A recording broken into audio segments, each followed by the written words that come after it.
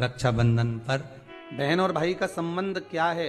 रक्षा सूत्र को लोगों ने बिगाड़ दिया। आज के जमाने में तो रक्षाबंधन का भी महत्व लोग नहीं जानते कि कैसे रक्षा सूत्र बनना चाहिए, कैसे रक्षाबंधन होना चाहिए। उसका भी विशेष महत्व होता है भाई, उसकी भी मूलता होती है।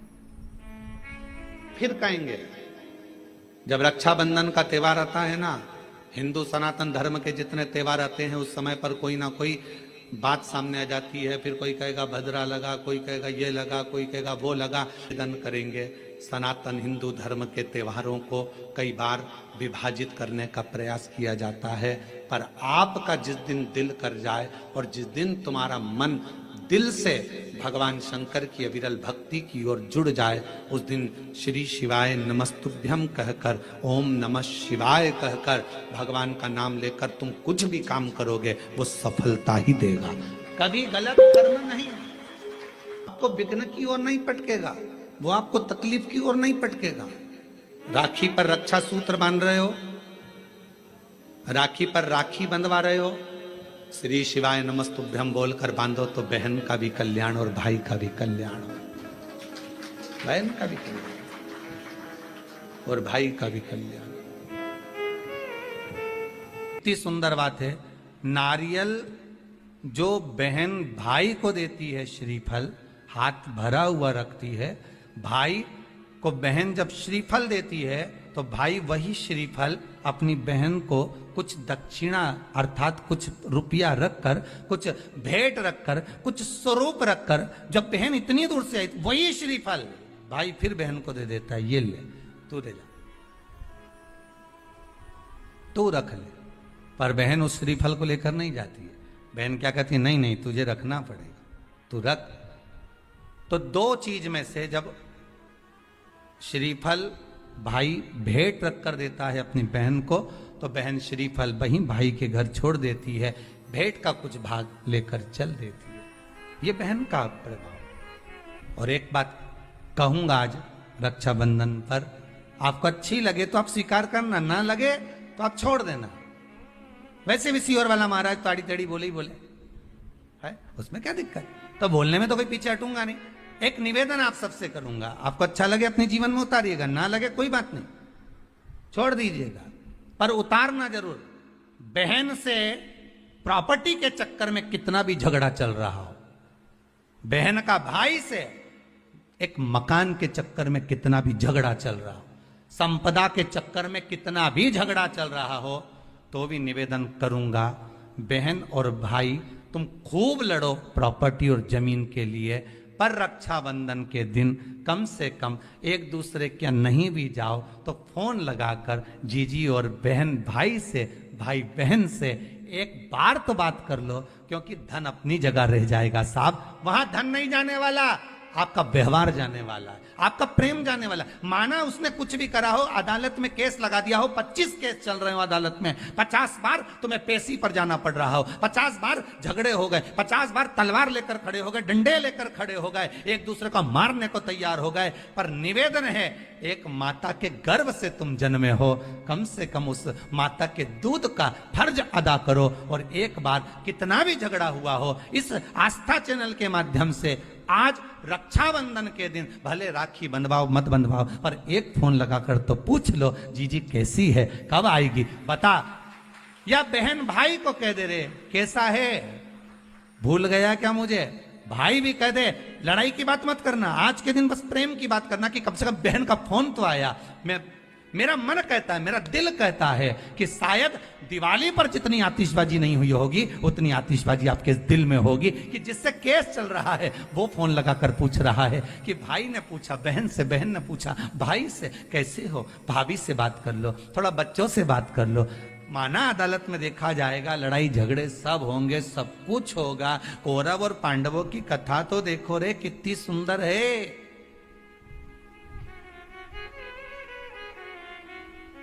कितनी सुंदर है।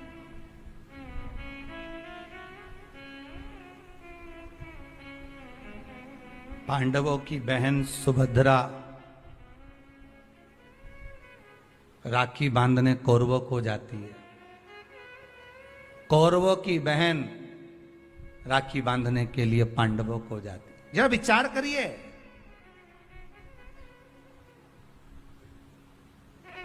क्या युद्ध के मैदान में लड़े नहीं? क्या युद्ध के मैदान में मरे नहीं? युद्ध अपनी जगह पर है। एक फोन रक्षाबंधन के पहले अपनी अपनी ननंद के पास जरूर लगाओ और फोन लगाकर बोलो, जीजी कब आएगी तू? सुन, साड़ी माड़ी लेकर मत आना, या अलमारी भरी पड़ी है, मेरी साड़ियां पहन लेना। क्यों? किस लिए? कारण क्या है? क्यों? माता लक्ष्मी जी ने जाकर राजा बलि की धर्म पत्नी के वस्त्र को क्यों लिया था? लक्ष्मी जी के भाई हैं राजा बलि, क्यों लिया?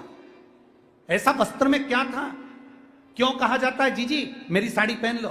क्यों भाभी कहती है ननंद से, लो मेरी साड़ी पहन लो, लो मेरी साड़ी पहन लो? क्यों कहती है? 3 काल को हरने वाले होते हैं। पहले नंबर पर संत, ब्राह्मण, साधुजन, गुरुजन जब तुम्हारे दरवाजे पर आते हैं तुम्हारा काल हर लेते हैं। दूसरे नंबर पर है गौ माता। गाय को जब हम रोटी देते हैं गौ माता हमारे काल को हर लेती है। तीसरे नंबर पर है बहन बेटी, जब हमारे यहाँ आती है और हम कह देते हैं जीजी ये मेरी साड़ी है पहन लो, घर से साड़ी लेकर मत आना, जब हम उसको साड़ी को दे देते हैं तो एक ननन बहन बेटी ऐसी होती है जो अपने भाई के घर के काल को भी हर लेती है, वो बहन बेटी होती है। पर आप में से कई माताएं ऐसी भी बैठी है जो अपनी एक साड़ी नहीं दे, और अगर ननन पहन लेना तो 25 बार के बता दे, जी जी मेरी है, जी जी अच्छे से बैठो साड़ी फट जाएगी, मेरी है। वो कहे सुतो का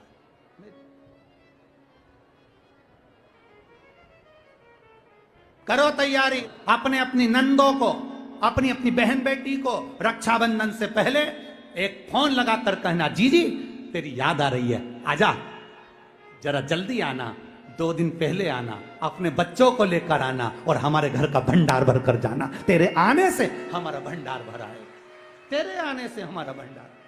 वाह, कितना भी झगड़ा हो, भले बोलचाल नहीं हो, तुम्हारी लड़ाई हो रही हो, झगड़ा हो रहा हो, तो भी मेरा निवेदन है एक बार अपनी नंदों को फोन जरूर लगाना, एक बार जरूर कहना।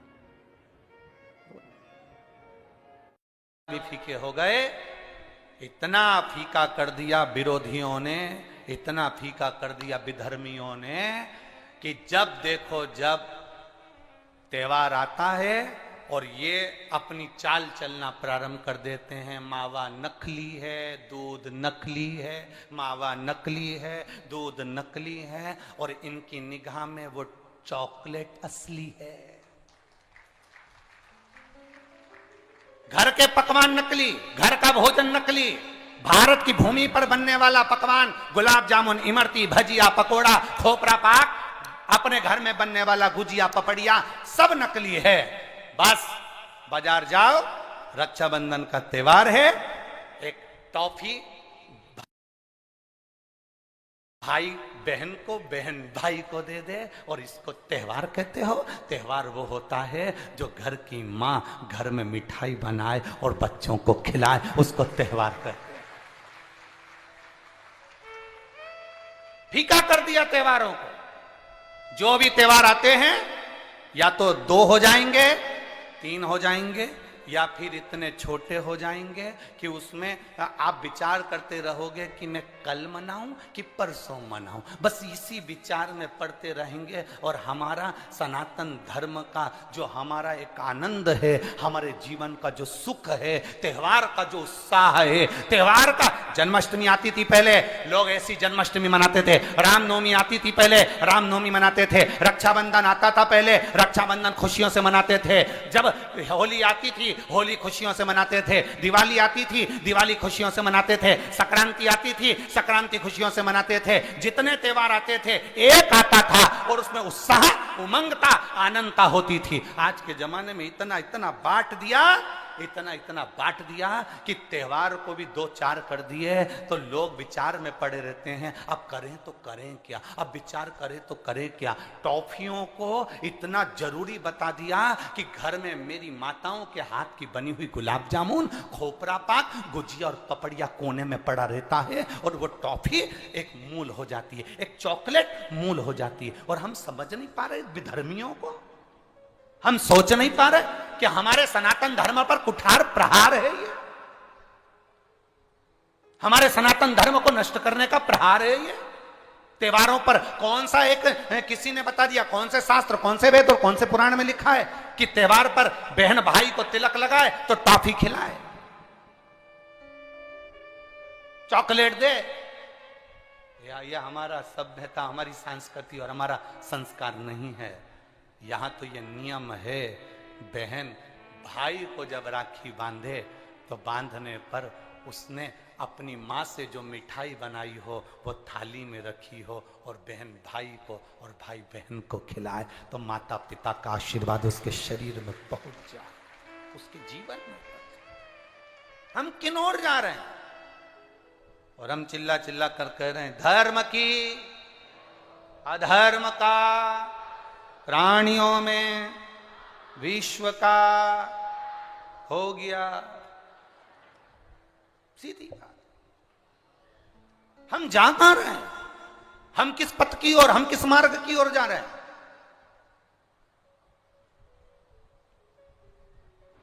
भ्रम में पड़ गया, विचारों में पड़ गया, हम भ्रमित हो रहे हैं, भ्रमित। एक ने कह दिया, सियोर वाला महाराज कहता है शंकर जी पे चढ़ा हुआ जल पीना चाहिए, सियोर वाले महाराज कहते हैं बेलपत्री चढ़ी हुई खाना चाहिए। फिर कहीं कहा गया जिसको सियोर वाले महाराज का विरोध करना था उसने कह दिया ना जल पियो ना बेलपत्री खाओ, नहीं तो तुम्हारा जीवन ऐसा हो जाएगा। ये विरोध शास्त्र का नहीं है, ये सियोर वाले महाराज का है कि इन्होंने अगर बोला है तो उसका विरोध करना, इन्होंने बोला दुर्वा चढ़ाओ उसका विरोध करना, इन्होंने बोला चावल चढ़ाओ इसका विरोध करना। और दुनिया के लोग उनके झाले में पड़ जाते हैं। हमारा नियम निवेदन है, ना तुम सीहोर वालों की मानो ना तुम किसी की मानो। गीता प्रेस गोरखपुर की शिव पुराण बाजार से लेकर आओ, उसको दिल से धीरे धीरे पढ़ो, उसमें सब मिल जाएगा तुमको जो सीहोर वाला अपनी व्यासपीठ से बोलता है। ब्राह्मण, साधु, संत और बहन बेटी, ये 3 काल का हरण करती है, इसलिए इन तीनों की महत्वता। जब ये राखी जो बनती है ना, ये रक्षा सूत्र जो तुमने बांधा है, जो मोली जो बांधते हैं, कलेवा जो बांधते हैं, ये रक्षा सूत्र बहुत दिन तक जब बंधा रहता है, बंधा रहता है, बंधा रहता है, पूरा समय 8 महीने, 9 महीने, 6 महीने, 4 महीने, 3 महीने, जितना भी आप लोग बांध कर रखते हैं, जितना भी 8 दिन, 15 दिन, 20 दिन, जब तक आप बांध कर रखते हैं, उसके बाद में इसको खोलने के बाद कहां डाला जाता है?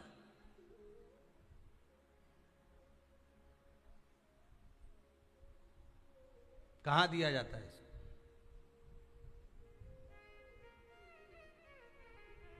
वो रक्षा सूत्र को कहां डाला जाता है?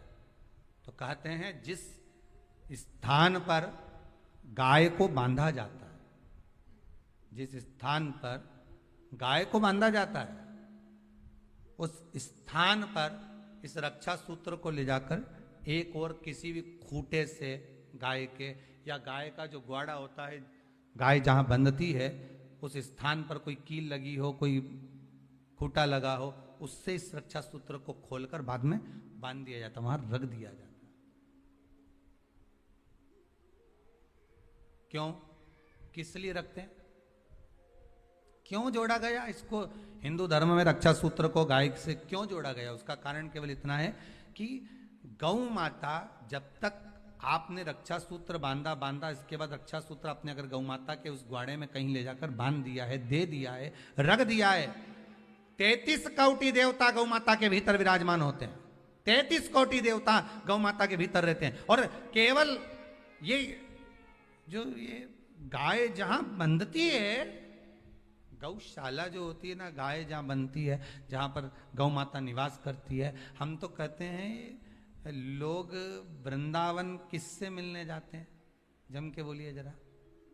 भगवान कृष्ण से, ठीक है। और भगवान कृष्ण किसको चराने जाते हैं? गौ माता। मतलब तुम कृष्ण जी के पीछे और कृष्ण जी गौ माता के पीछे। क्यों? तो उसका सीधा सीधा प्रसंग है कि गाय के ग्वाड़े में, गाय के उस आंगन में, गौशाला आदिक में जहां गाय बनती है, उस जगह पर अगर आपने रक्षा सूत्र बाद में बांधने के बाद 8-15 दिन, महीने बाद, 2 महीने, 4 महीने, 6 महीने, 8 महीने के बाद में आपने वहां बांध दिया, रख दिया, तो जिसके हाथ में बंधा होता है उसकी रक्षा स्वयं गौ माता में विराजमान 33 कोटि देवता करते हैं। उसकी रक्षा का सूत्र फिर वो संभालते, फिर वो आपके नहीं, फिर वो संभाले। कोई बड़ा काल आ रहा है, कोई बड़ा एक्सीडेंट होने वाला है, कोई ग्रह बेकार हो गया, उसको फिर संभालेगा कौन? वही गौ माता। गाय, बेटी और संत, ब्राह्मण, साधु, सन्यासी, तपस्वी, साधक, उपासक ये संभाल लेते, ये संभाल।